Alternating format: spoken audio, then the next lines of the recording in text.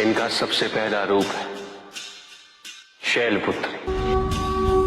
शैलपुत्री अर्थात पर्वतराज हिमावन की पुत्री, और इसी कारणवश इन्हें वृषारुधा के नाम से भी जाना जाता है।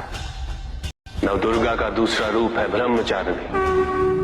ब्रह्म अर्थात तपस्या, चारिणी अर्थात आचरण करने वाले। ये रूप उस ज्ञान व आचरण का प्रतीक है जिसके माध्यम से इन्होंने मुझे अपने पति के रूप में प्राप्त किया। नवदुर्गा का तीसरा रूप है चंद्रघंटा।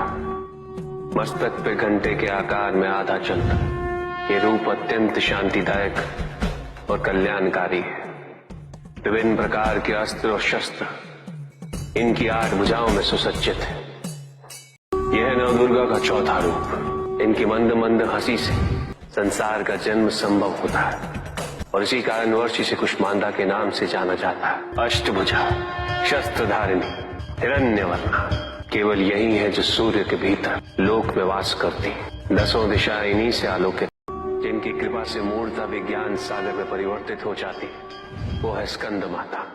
नवदुर्गा का 5वां रूप सिंह वाहिनी, और इनकी उपासना द्वारा मोक्ष का मार्ग सुलभ होता है। इस रूप में इन्होंने महिषासुर का वध किया। वो कात्यायनी कहलाता है। इनकी आराधना करने से अर्थ, धर्म, काम और मोक्ष फलों की प्राप्ति होती है। ये रूप कालरात्रि रूप कहलाता है। एक हाथ में लोहे का कांटा और एक में खड़ग, जिनका आशीष शुभों का कर्ता और कारक है। ये अंधकार का विनाश करती हैं। इनकी आराधना करने से असुरी शक्तियां भी भयभीत हो जाती। ये इनका महागौरी रूप है। श्वेत वर्ण, श्वेत वस्त्रों से सुसज्जित, चतुर्भुज, त्रिशूलधारी, तालवाद्य धारण करने वाली ये इस रूप में अपने उपासकों को अभयदान देती। माँ दुर्गा का 9वां रूप सिद्धदात्री कहलाता है।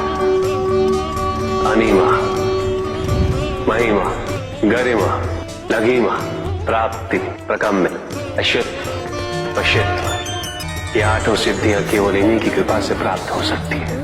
मेरा अर्धनारीश्वर रूप इनके सिद्धदात्री रूप की ही देन है।